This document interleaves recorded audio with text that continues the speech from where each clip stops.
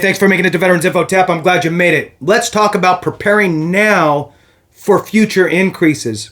This is really important. With several proposed changes currently in process, you don't want to be stuck holding the bag. You don't want to be late to the party. You want to be prepared and ready to go when the door opens. As soon as the door opens for these new proposed rules being in effect, you want to be able to actually file your claim and get that going so you can get your increase as quickly as possible. There are two that I want to, well, I guess actually three that I want to talk to you about here, so that way you are aware that they are coming, and maybe a little bit of information on what you need to kind of gather in order to make sure that you're ready to go when they do go into effect. Some of these can be very substantial depending on what the absolute or what the actual condition is. So with that, let's jump into it here. Hit the thumbs up, subscribe, share with a friend, all that good stuff. I really appreciate it. The two asks, right? Hit the thumbs up. Let the video run if you have the ability to do so. That helps to tell YouTube, hey, look, it's worth watching, and YouTube then pushes it out to more people, right? They don't just automatically, floodgate it. They kind of, whatever, you get it. So the other thing is if you want to support the channel in another way, you can become a member. I really appreciate that. Being a member helps me to find you quicker in the comments. You can become a member by going to the home page, and you will see highlighted members and a little join button. Thank you to all you members. I truly appreciate each one of you, and I do my best to get back to every single one of you, or at least to recognize your comments. So here we are. I'm going to talk about three. Originally it was two, but now I'm thinking three. Three proposed rules that are going into effect most likely, and you need to be prepared for them. Number one, we'll say, is a little bit different than the other two because it has to do with presumptives. So if you're not aware, to have a successful claim in general, just a regular claim, you must have your time in service. You need to have a diagnosed condition that's chronic or has residual effects, an ongoing problem. And three, you have to have a nexus, the link between the condition and your time in service. That link is basically prove to the VA that your condition either manifested during your time in service or is a result of your time in service, right? Well, presumptive conditions eliminate the need for a nexus. That makes it a lot easier because that oftentimes is the biggest hurdle. So, in other words, if you have a condition listed on a presumptive list of conditions and you served in a specific area identified for those presumptive conditions, that's all you need to do is show them those things, and they will service connect you. So, with regard to presumptive conditions, the VA has proposed a rule, and it's going through the process. It's still open for public comment until April-ish, and it is expanding its locations and time frames for Agent Orange and other herbicides. Now, this is amazing because not only does that affect the veteran, it's also going to impact the surviving spouse for dependency indemnity compensation. This is a huge change that's coming.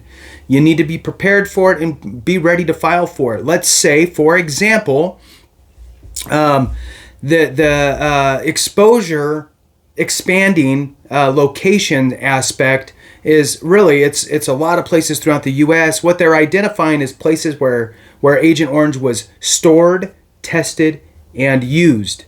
So that's opening up a lot of places outside of the standard Vietnam kind of map area of exposure. So now let's imagine this. You're a veteran, you served somewhere in the U.S. that stored, tested, or used Agent Orange as identified by the DoD list that VA is utilizing. So, okay, great. Now, let's say that you have hypertension, okay? You have hypertension, and that's high blood pressure, and you served in one of these locations. Now the rule goes into effect. You have your diagnosis for your hypertension, you have your proof that you served in one of these locations or multiple of them, and you submit that to the VA. The VA is going to presume that it's due to the Agent Orange exposure. Bam, now all of a sudden you are rated for your high blood pressure. Now let's fast forward in life. Veteran now passes away from a heart attack. Well, the surviving spouse is going to talk with the powers that be, the coroner, what have you, as they're doing all this, to ensure that they include, and if they don't, you can always have it amended, they include hypertension as a contributing cause on the death certificate. By doing this, the VA will recognize hypertension as a cause of death, even if it's a contributing cause to death. That's important because now the surviving spouse can file for dependency indemnity compensation, and that is a great monetary benefit that will pay out somewhere between $1,700 upward to nearly $4,000, depending on various factors. How long you've been married, do you have any kids, so on and so forth. So all those things will go into effect with the dependency indemnity compensation. And so now you see how this is a great rule change that's going into effect hopefully sooner than later. I would recommend that if you are for that type of a rule change, have that conversation, shoot off an email or what have you to your congressional member and let them know. They can't really do anything about it, but if they hear enough, they might chime in to the VA secretary and say, hey, can you speed up this rule because it seems like it's very needed. All right, so the next one let's talk about is GERD. GERD also has a proposed rule change.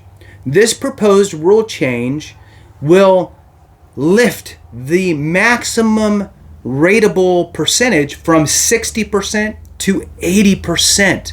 That's a big swing. Depending on what your current situation looks like, that might push you to 100% permanent in total. And if you have a wife and a kid, or a husband and a kid, you're looking at $4,000 a month.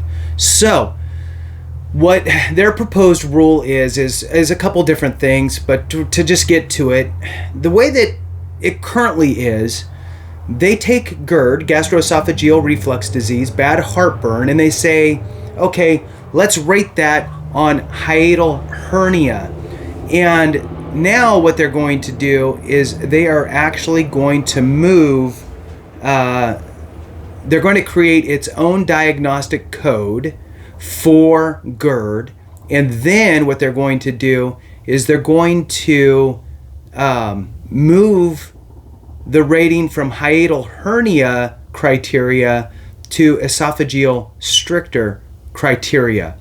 And if you read through that, and I'll put that in the description here for you, if you read through it and you find that you actually meet the criteria for the 80%, you might want to start having those conversations with your doctor. And look, if you're not sure if you meet the criteria, then the idea would be have the conversation with your doctor if you don't meet the criteria, right? If you're not sure if you meet the criteria, have the conversation with your doctor, let them read through it, and they can tell you if you meet it or not. And if you do meet it, get it in writing that you do have all the criteria needed, and then you'll file that as part of your claim as the evidence for the increase. Now, if you don't rate the increase, then don't file for anything, right? Just leave you wherever you're at. So let's jump into this. So what they're going to do is they're going to say, okay, great, you have GERD. GERD is diagnostic code, whatever, but we want to rate it as esophagus stricture, which is diagnostic code 7203. So now I got to find 7203, so bear with me. 7203, there it is. So in order to get an 80%, which is going to be the only one I read here, it says here that you need to have, now remember this is GERD, bad heartburn, okay? 80% rating, this is the criteria that I'm going to read you, okay? Documented history, so you need to go to a doctor and have them document it, of recurrent or refractory, so either way, esophageal stricture, causing dysphagia, which is difficulty swallowing, with at least one of the symptoms present. Okay, so Documented history, talk to your doctor, have them put it in your records, of either recurrent or refractory esophageal stricture, tightening, causing a difficulty swallowing. Okay, with at least one of these things present: aspiration, undernutrition and or substantial weight loss as defined by 4.112 alpha, and treatment with either surgical correction or the PEG tube. So I think that, if you know that you meet any of those, great. You're going to file for increase to 80% once this rule goes into effect. If you're not quite sure if you have aspiration or if you would consider undernutrition, and it's just undernutrition. So whatever that means, right? In the medical world, have that conversation with your doctor on what they're looking for undernutrition or aspiration if you don't have surgical correction or a PEG tube. So again, this is there. If you meet the criteria, it can bump you to 80%. Important to know. If you meet those criteria, you can go to 80%. It doesn't matter what you're currently at for GERD. It doesn't even matter if you currently have GERD as a service-connected condition. If this rule goes into effect, that's what you would be looking at to get to those ratings. If you currently have a GERD rating and you don't meet anything to take you to a higher percentage, then don't file anything. They're going to hold you to the standard of the prior rating schedule, the one in which you were rated on. So there's no need to stress out. You would be grandfathered in. So the next one I want to talk about, which is the number 3 one, is the mental health rating. Okay, mental health rating is difficult to get to 100% typically if you are working. That would be the thing that holds a lot of folks back. Now, what the VA is proposing is basically changing the whole rating schedule, the criteria for the different ratings. They're going to do 2 things. One, they're going to eliminate the 0% rating to where 0% doesn't even exist. And then the second thing they're going to do is they're going to remove some of the dated criteria that they look at. The most important piece that they're talking about removing with this rule is the need to be totally occupational and now I forgot. Occupational and what is it? Basically, your relationships and your occupation both have to be totally affected, right? If those are not totally affected, then you can't reach social. That's it. Then you can't reach the 100%. So they're talking about removing that. And instead, they're going to replace it with essentially, how are you being affected by your condition? And here, I'm going to skip through the majority of it, and I'm going to say here that it states, rather than assigning an evaluation, and again, this is on mental health, an evaluation based on the number and type of symptoms present, these changes that they've proposed would evaluate mental disorders based on how impactful the disability is across 5 domains of impairment. And here's what they're going to look at. They're not going to look at, are you able to work, right, for 100%. So they're going to look at cognition, interpersonal interactions and relationships, task completion, life activities and navigating environments, and self-care. Those are the 5 domains in which they are going to be looking at for how impactful your condition is. I will also say that the other piece here, just to get it from the horse's mouth, it says here, the proposed rules for mental health conditions would increase the minimum disability rating from 0 to 10%.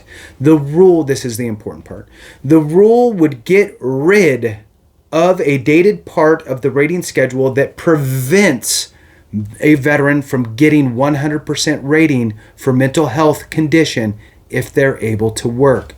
So they're eliminating that, right?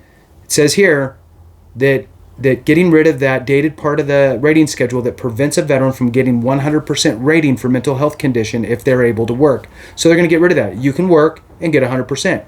When is this going to go into effect? Any of these rules, to be frank. So the three that I just talked about, when are they going to go into effect is now the question. Look, don't know. Prepare now. Have the conversations with your psychologist or counselor or what have you about those 5 domains and how impactful they are, and start getting that evidence kind of put in there. It's very important that you do this because you can really help front load all of your evidence, get all that stuff ready to go, so that way when they do go into effect, you can jump on it. Now, when are they going to go into effect? Look, here's the loose answer. Anytime within a year to maybe 5 years. Hard to say. So I can tell you that if you look back in time, the most recent one that I'm aware of went into effect 5 years after its proposal. So they proposed the rule. 5 years later, it finally went into effect. And it had to do with compensation being received by reservist and National Guard members, and trying to help eliminate the kind of the aspects of double dipping, and how the DOD and VA can talk together regarding these service members to ensure that they don't get this double pay of both. So that took 5 years, and it was compensation related. So who knows, right, when this is going to go into effect. I think that if it's a standalone and it's good news for veterans, chances are we're going to see it go through sooner, especially because we're in an election year. Just saying, if I put on my I'm the President of the United States hat, I would probably tell the VA, hey, look, slow roll these bad these bad looking ones, slow roll those, throw out the good ones, and let's move forward, because I don't want those to go into effect now and get bad publicity if it were me, right? So just to try to play that card, right or wrong, doesn't matter. I just think that's I could just see those types of conversations happening. So the good news ones, if they're standalone and they don't have bad news stuff around them, they might move forward quicker than not. So it's better to be prepared, in my opinion. So thanks so much for watching. I appreciate you. Have a great one. And remember, if we don't take care of each other, something went wrong.